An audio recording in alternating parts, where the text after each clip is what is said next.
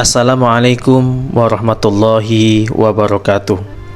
Rekan-rekan guru yang berbahagia, perkenalkan saya Slamet Handoko SPD ingin menampilkan karya best practice cerita terbaik bersama dosen, guru pamong, dan teman-teman terbaik pada pendidikan profesi guru dalam jabatan Kementerian Agama batch 2.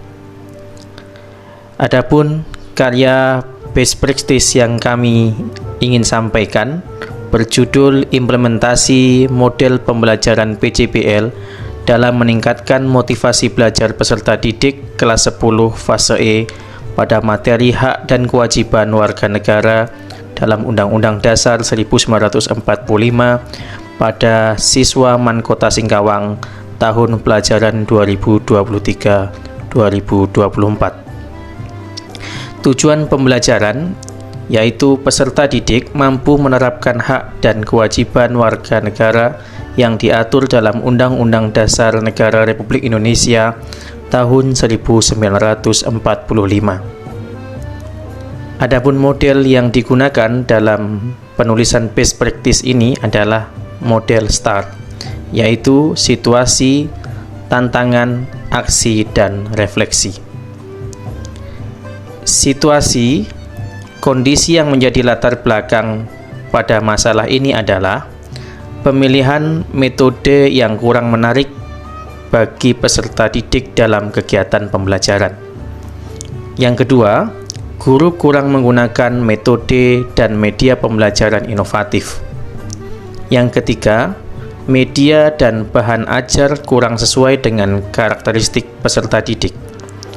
Dan yang keempat, media yang digunakan oleh guru tidak berbasis TIPEK. Adapun praktek ini penting dibagikan karena model PJBL efektif dalam meningkatkan motivasi belajar peserta didik. Model PJBL juga melatih keterampilan berpikir kritis, kreatif, dan inovatif bagi peserta didik. Tahap pembelajaran lebih sistematif karena terdiri dari 6 sintak. Pembelajaran berpusat pada peserta didik atau student center dan tercapainya tujuan pembelajaran yang telah direncanakan. Peranan dan tanggung jawab saya dalam praktek ini adalah: yang pertama, menyusun perangkat pembelajaran mulai dari modul, lembar kerja peserta didik, instrumen penilaian, media ajar, dan bahan ajar. Yang kedua, melaksanakan praktek pengamalan lapangan aksi 2 secara luring. Yang ketiga, mendokumentasikan dalam bentuk video. Yang keempat, mengunggah video original dalam LMS. Yang kelima, melakukan pengeditan video menjadi maksimal 30 menit dan melakukan refleksi kegiatan yang telah direncanakan.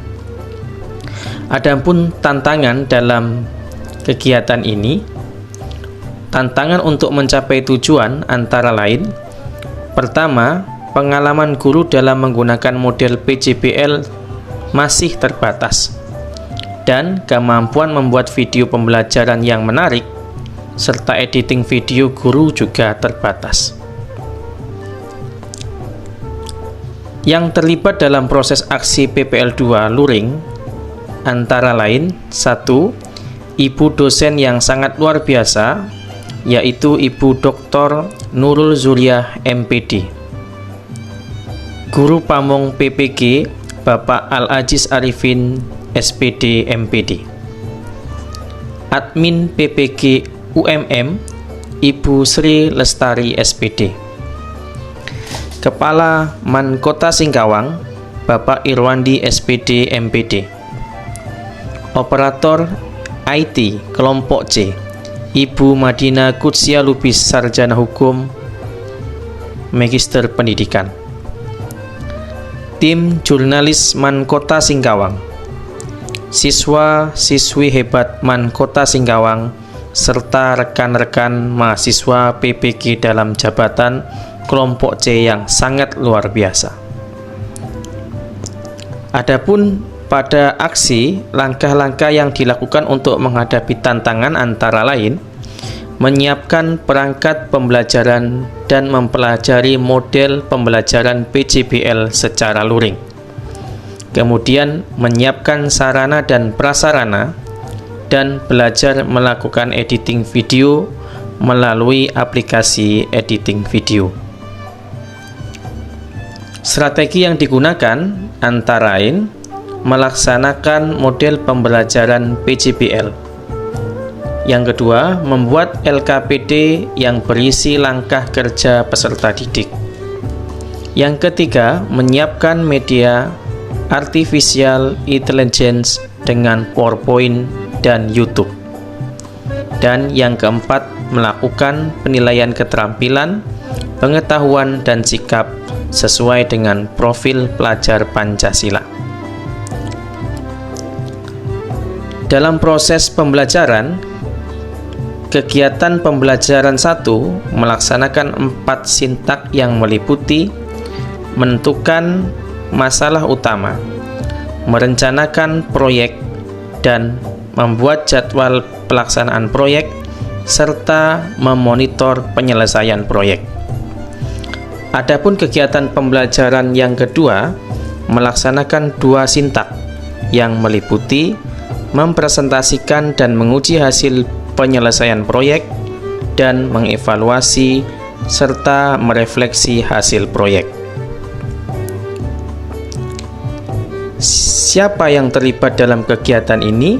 Yang terlibat adalah saya sendiri sebagai guru mapel pendidikan Pancasila, anak-anak hebat kelas 10B, serta tim jurnalistik Mankota Singkawang yang hebat.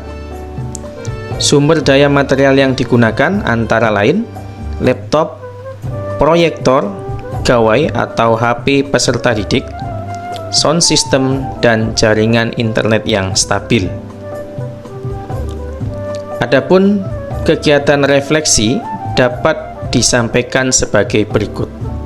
Dampak dari kegiatan yang dilakukan antara lain motivasi belajar peserta didik meningkat. Yang kedua, peserta didik mampu bekerja sama, bernalar kritis, dan makin kreatif. Yang ketiga, tujuan pembelajaran tercapai. Hal ini ditandai dengan adanya peningkatan nilai baik pengetahuan, keterampilan, maupun sikap. Terakhir, rekan-rekan guru yang kami hormati, kita tidak akan menjadi penerang bagi siapapun jika kita tidak memiliki cahaya. Maka sepantasnya lah sebagai guru, penerang kehidupan dan masa depan anak bangsa, kita harus bahu-membahu menyiapkan cahaya untuk senantiasa kita pancarkan kepada peserta didik kita guna menjadi bekal dalam hidup di masa mendatang. Adapun serba-serbi PPL 2 antara lain adalah hasil karya peserta didik yang meliputi video. Bela negara versi kalian apa? Bela negara versi kami. Ini dia bela negara versi kami. Pakai seragam kami juga termasuk bela negara versi gue.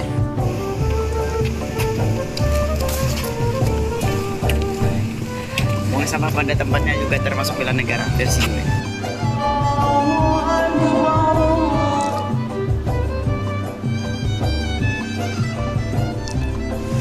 Sholat tepat waktu juga termasuk bela negara versi gue.